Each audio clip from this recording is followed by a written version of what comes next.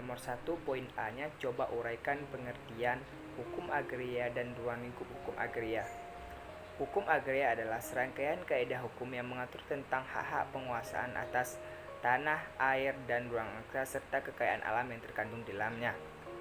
Sedangkan ruang lingkup hukum agraria itu mencakup 5 hukum. Yang pertama itu ada hukum tanah, yaitu yang mengatur tentang hak-hak penguasaan atas tanah. Yang kedua itu hukum air, yaitu penguasaan atas air. Yang ketiga itu hukum perikanan, yaitu tentang penguasaan hak-hak tentang air dan kekayaan alam yang terkandung dalam air. Yang keempat itu hukum pertambangan, yaitu serangkaian kaidah hukum yang mengatur tentang bahan galian serta kekayaan alam yang terkandung di dalamnya. Yang terakhir itu ada hukum tata usaha dan ruang angkasa, yaitu serangkaian kaidah hukum yang mengatur tentang tenaga dan unsur-unsur yang ada di dalam ruang angkasa. B-nya, bagaimana kondisi hukum agraria di Hindia Belanda pada masa penjajah Hindia Belanda. Kondisi hukum agraria Indonesia pada masa penjajahan itu sangat memprihatinkan bagi rakyat Indonesia, terutama bagi warga asli Indonesia, dikarenakan Belanda pada saat itu membuat beberapa kebijakan dan menerapkan hukum barat di setiap daerah yang dikuasainya. Pada masa penjajahan, warga Indonesia asli itu tidak akan menjamin kepastian hukum. Artinya, jika ada permasalahan tentang hukum tanah, warga Indonesia itu tidak akan menjamin kepastian haknya yang telah ditetapkan oleh para penjajah, sehingga disinilah muncul yang tidak adil bagi rakyat Indonesia karena Belanda membuat hukumnya sendiri saat berada saat itu, sehingga rakyat Indonesia pun merasa dirugikan, dan oleh karena itu maka hukum agraria Indonesia pada masa penjajahan itu sangat tidak adil bagi masyarakat Indonesia, terutama rakyat yang mempunyai tanah. Poin C-nya, uraikan tujuan dibentuknya dan berlakunya UU PA. Tujuan diberlakunya UU PA ini adalah untuk meletakkan dasar-dasar hukum agraria nasional yang merupakan alat untuk membawa kebahagiaan, kemakmuran, serta keadilan bagi negara dan rakyat, terutama rakyat tani, yang merupakan akan membawa kemakmuran bagi seluruh rakyat Indonesia, dan meletakkan dasar-dasar tentang hak untuk menjamin kepastian hukum setiap warga yang mempunyai hak tanahnya, sehingga memuncullah mengenai hak-hak atas penguasaan atas tanah bagi seluruh rakyat Indonesia. Artinya hukum agraria ini diberlakukannya untuk menjamin kepastian hukum bagi rakyat Indonesia, sehingga rakyat Indonesia jika ada permasalahan-masalah tanah, mereka akan menjamin kepastian hukumnya yang dibuat, sehingga disinilah tujuan dibentuknya dari UU PA ini tersebut. Poin D-nya, uraikan yang menjadi dasar dari hukum agraria nasional. Seperti yang telah kita ketahui bahwasanya yang menjadi dasar dari hukum agraria nasional adalah seperti yang telah dijelaskan dalam pasal 5, yaitu hukum agraria yang berlaku atas air, bumi, dan ruang angkasa. Itu ialah hukum adat, sepanjang tidak bertentangan dengan kepentingan nasional dan negara, dengan sosialisme Indonesia, dan yang berdasarkan asas persatuan bangsa dengan sosialisme Indonesia, serta peraturan perundangan yang tercantum dalam undang-undang ini dengan peraturan perundangan lainnya, segala sesuatu dengan mengindahkan unsur yang bersandarkan pada hukum agama. Artinya hukum agama Indonesia ini diletakkan untuk menjadi dasar bagi rakyat Indonesia yang mengikuti dari kepentingan nasional dan negara Indonesia, dan tidak menyeleweng dari kepentingan nasional negara Indonesia, sehingga juga mengindahkan unsur-unsur yang bersumber pada hukum agama. Nomor 2, poin A-nya, uraikan apa yang dimaksud dengan hak bangsa. Hak bangsa merupakan hak penguasaan atas tanah yang tertinggi yang meliputi semua tanah yang ada dalam wilayah negara yang merupakan tanah bangsa bersifat abadi dan menjadi induk bagi hak-hak penguasaan atas tanah lainnya. Yang keduanya ada hak menguasai negara. Hak menguasai negara atas tanah adalah bersumber pada hak bangsa Indonesia yang hakikatnya merupakan penguasaan tugas kesewenangan bangsa yang mengandung unsur hukum publik. Yang C-nya itu adalah hak ulayat. Hak ulayat itu adalah serangkaian wewenang dan kewajiban suatu masyarakat hukum adat yang berhubungan dengan tanah yang terletak dalam lingkungan wilayah tersebut. Artinya hak wilayah ini adalah diatur oleh hukum masyarakat adat, sehingga ketika ada sesuatu permasalahan masalah hukum adat hak wilayah ini, maka yang menjadi yang mengelolanya tersebut adalah masyarakat hukum adat tersebut. Poin B-nya, bagaimana peraturan terkait dengan yang pertama ada hak milik. Pengaturan tentang hak milik diatur dalam pasal 20 ayat 1 Undang-Undang Pokok Agraria. Artinya hak milik adalah hak turun-temurun sebagaimana yang telah diatur dan dijelaskan dalam pasal 20 Undang-Undang Pokok Agraria. Artinya hak milik ini ada hak terpenuh dan terkuat, sehingga seseorang bisa suatu hak milik atas dirinya dalam waktu sebagaimana yang telah ditentukan dalam pasal 42, yaitu diberikan jangka waktu selama 25 tahun dan diperpanjang dalam jangka waktu yang telah ditentukan dan yang telah disepakati bersama-sama. Yang kedua ada pengaturan tentang hak GB. Bahwasanya pengaturan tentang hak guna bangunan ini adalah hak guna seseorang untuk mendirikan sebuah bangunan dengan aturan yang ada jangka waktu yang telah ditetapkan, yaitu dengan jangka waktu paling lama 30 tahun dari waktu yang telah ditetapkan ditentukan secara bersama-sama. Selanjutnya ada pengaturan tentang hak guna usaha. Pengaturan tentang hak guna usaha secara khusus diatur dalam pasal 28 sampai dengan pasal 34 Undang-Undang Pokok Agraria. Artinya, hak guna usaha hanya diberikan untuk waktu yang paling lama selama 25 tahun dari kesepakatan yang telah disepakati secara bersama-sama. Dan jika waktunya telah berakhir, maka dapat diperpanjang dengan waktu yang telah ditentukan. Selanjutnya ada hak pakai publik. Pengaturan tentang hak pakai publik dan privat. Pengaturan tentang hak pakai publik dan hak privat, pengaturan tentang kedua ini telah diatur dalam Undang-Undang Pokok Agraria. Artinya hak pakai publik dan privat juga mempunyai jangka waktu sehingga sebagaimana yang telah diatur dalam Undang-Undang Pokok Agraria. Yang terakhir adalah tentang pengaturan tentang hak pengelolaan. Hak pengelolaan atas tanah negara diatur dalam pasal 1 angka 2 nomor 2 Peraturan Pemerintah nomor 40 tahun 1996 mengatur bahwa hak pengelolaan adalah hak menguasai negara yang kewenangan pelaksanaannya sebagian dilimpahkan kepada pemegang haknya tersebut. Pertanyaan nomor 4, di wilayah Sumatera Utara terjadi sengketa kepemilikan tanah antara PT Sentosa yang bergerak di bidang perkebunan dengan masyarakat sekitar. Masing-masing pihak saling mengklaim kepemilikan atas tanah. Sebagai akademisi hukum, bagaimana Anda menyelesaikan atau memberikan pandangan hukum atas ke kasus tersebut? Jika terjadi permasalahan seperti itu, kita sebagai akademisi hukum itu harus memberikan sebuah pandangan atau pendapat kita, sehingga permasalahan seperti itu bisa diselesaikan secara baik-baik dan tidak ada dendam sesama antara masyarakat sekitar dengan pemilik PT Sentosa tersebut. Yang pertama-tama kita harus mengetahui dasar-dasar dari tanah tersebut. Apakah tanah tersebut benar-benar milik warga atau sebaliknya, dengan melihat bukti-bukti, surat-surat yang asli dan sertifikat dari pemilik tanah yang asli.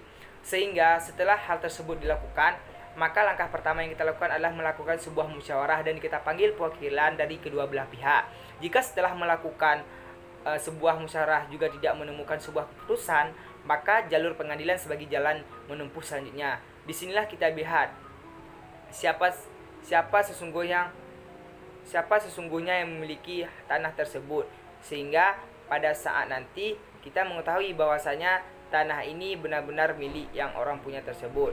Maka dari itu, jika suatu keputusan pengadilan sudah diputuskan pemilik tanah itu, maka pihak yang kalah tidak berhak lagi mengklaim tanah tersebut milik mereka, dan keduanya harus saling berdamai sehingga tidak ada suatu permusuhan antara pihak PT Sentosa dan masyarakat sekitar. Karena jika setelah keputusan pengadilan ini mereka saling bermusuhan juga, maka di sini akan muncul lagi permasalahan yang baru. Mereka saling balas dendam, mungkin dari pihak masyarakat tidak menerima, maka dari itu mereka mungkin akan melakukan sebuah pemberontakan sehingga mengacaukan sebuah PT tersebut. Maka dari itu, setelah saran dari saya, setelah melakukan sebuah studi di pengadilan ataupun pengadilan, maka mereka juga harus saling mendamaikan sehingga permasalahan seperti ini selesai di tempatnya dan tidak berujung pada panjang. Nah, maka dari itu, itulah pendapat dari saya. Pertanyaan yang nomor 5. Pada tahun 2015, seorang WNI merubah kewarganegaraannya menjadi WNA, padahal ia memiliki tanah seluas 5 hektar. Apa yang harus dilakukan untuk melindungi kepentingan atas kepemilikan tanah tersebut? Saat itu, dia memiliki 3 orang anak yang masih berstatus WNI. Jika permasalahan ini terjadi, maka jika 5 hektar tanah itu ayahnya menjadi warga negara asing, tiba-tiba kita harus mengetahui bahwasanya ada hak pengalihan dari hak milik perorangan, di mana kita dapat mengalihkan tanah tersebut kepada anak kita. Dari salah satu anak kita dapat mewariskan atau dapat dipindahkan tagakan kepada Badan Pertanahan Nasional tanah daerah sekitar untuk mengalihkan hak milik kepada anak kita. Maka daerah itu yang harus dilindungi di sini adalah mengalihkan tanah tersebut kepada salah satu anaknya, sehingga tanah tersebut bisa diwariskan kepada anaknya walaupun ayahnya sudah menjadi WNA. Artinya walaupun ayahnya sudah menjadi WNA, tapi di sini perlu dilindungi adalah hak untuk anaknya, karena anaknya di sini masih berstatus sebagai WNI. Oleh karena itu, tanah yang dulunya dipegang oleh bapaknya itu wajib harus salah satunya harus diwariskan kepada anaknya, sehingga tanah ayahnya ini tidak rugi, dan setelah ayahnya berpindah status menjadi WNA, tanahnya tersebut masih bisa dimiliki oleh anaknya. Oleh maka dari itu, yang harus dilindungi di sini adalah hak mewariskan tanah tersebut kepada anak-anaknya, salah satu dari anak tersebut. Soal nomor 6. Bapak Amir mewariskan 1/4 tanah yang kosong miliknya. Saat itu ia masih memiliki sisa 15 tanah parcel lainnya di beberapa tempat untuk kepentingan warga Kampung Sukaramai. Wakaf ini diketahui oleh 2 orang saksi dan PPAIW dan juga Nazir. Namun belum sempat didaftarkan, Bapak Amir sudah duluan meninggal dunia. Kemudian ahli waris datang menggugat tanah tersebut. Poin pertanyaan yang A-nya, secara hukum, apakah tanah wakaf tersebut telah sah? Menurut hukum, tanah wakaf tersebut sudah sah, dikarenakan saat melakukan perwakafan atau saat mengikrarkan wakafnya, tanah wakaf yang punya masih hidup, dan juga ada dilihat oleh 2 orang saksi yang melihatnya saat mengikrarkan perwakafan tanah tersebut. Yang pertanyaan B-nya, bagaimana apakah tanah wakaf tersebut masih termasuk ke dalam harta warisan yang akan dibagi kepada ahli waris? Jelas ini tidak lagi termasuk, dikarenakan tanah yang telah diwakafkan tersebut sudah sah, dan menurut pasal 40 Undang-Undang Nomor 40 Tahun 2004 tentang wakaf, Undang-Undang Wakaf, harta benda yang sudah diwakafkan itu dilarang diwariskan. Artinya setiap tanah yang sudah diwakafkan kepada sesuatu untuk kepentingan umum kepada warga Sukaramai tersebut, ini tidak boleh lagi dijadikan sebagai harta warisan. Yang pertanyaan C-nya, bagaimana cara penyelesaian sengketa jika para ahli tidak setuju dengan perwakafan yang dilakukan oleh orang tuanya? Cara penyelesaian di sini adalah tanah itu dengan cara musyawarah antara pihak yang tidak setuju dengan pihak yang menerima wakaf, guna mencari jalan keluar sehingga keputusan musyawarah tersebut ini keluar. Maka pihak yang tidak setuju dengan pihak setuju menerima wakaf tidak saling bermusuhan, sehingga keduanya saling sama-sama berdamai demi kepentingan bersama. Artinya di sini ada jalur dulu musyawarah, seperti yang kita ketahui bahwasanya mungkin saat melakukan wakaf tersebut anaknya tidak mengetahui, maka dari itu mengadakan dulu musyawarah, dijelaskan dulu oleh para saksi kepada anaknya, sehingga anaknya bisa memahami bahwasanya pada saat melakukan wakaf bapaknya itu masih meninggalkan 15 harta lainnya, sehingga sebagian harta dari bapaknya ini diberikan kepada warga Sukaramai untuk kepentingan umum. Artinya anaknya di sini harus mendengar dulu penjelasan dari pihak yang menerima wakaf, sehingga cara menyelesaikan ini bisa juga dilakukan dengan cara musyawarah. Jika tidak ada jalan keluar, maka pengadilan yang akan merujuk kembali apakah tanah wakaf tersebut bisa digugat oleh anaknya atau hanya yang dimiliki oleh pihak yang menerima wakaf tersebut. Poin D-nya, bagaimanakah jika nazir mengelola tanah wakaf tersebut untuk kepentingan pribadi? Bagaimanakah status nazir? Apakah boleh dicabut atau bisa terus mengelola tanah wakaf.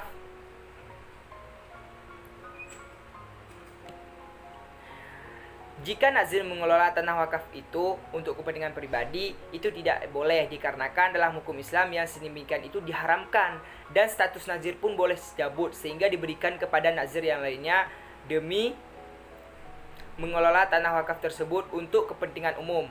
Karena seorang pewakaf tanah tersebut pasti mengikrarkan penyerahan pewakafkan tanahnya itu untuk kepentingan umum, bukan malah dipergunakan untuk kepentingan pribadi. Artinya seseorang niatnya itu pasti mewakaf tanah itu untuk kepentingan umum, bukan malah dari muzir ini dia malah melakukan hal yang tidak wajar untuk kepentingan pribadinya. Karena misalnya kalau yang muwakaf sudah meninggal, pahalanya diberikan sebuah masjid, pasti pahalanya itu mengalir. Jika nazir ini menggunakannya untuk kepentingan pribadinya, maka apa yang didapat? Apakah yang dibuat nanti bermanfaat atau yang malah tidak bermanfaat? Maka dari itu status nazir itu boleh dicabut sehingga diberikan kepada nazir yang lain sehingga dapat mengelola untuk kepentingan umum dan untuk kepentingan bersama. Yang poin I-nya, sebutkan apa saja yang tidak boleh dilakukan terhadap tanah wakaf. Yang tidak boleh dilakukan terhadap tanah wakaf tersebut adalah yang pertama, dijadikan jaminan. Artinya tanah wakaf ini tidak boleh dijadikan jaminan karena tanah wakaf ini diwakafkan untuk kepentingan umum dan tidak ada lagi setelah itu yang harus dipergunakan selain untuk kepentingan umum. Yang kedua itu disita. Tanah wakaf ini tidak boleh disita. Karena itulah dia tidak boleh diberikan jaminan. Ketika kita diberikan jaminan, maka di sini muncul persitaan karena mungkin setelah meminjam uang dia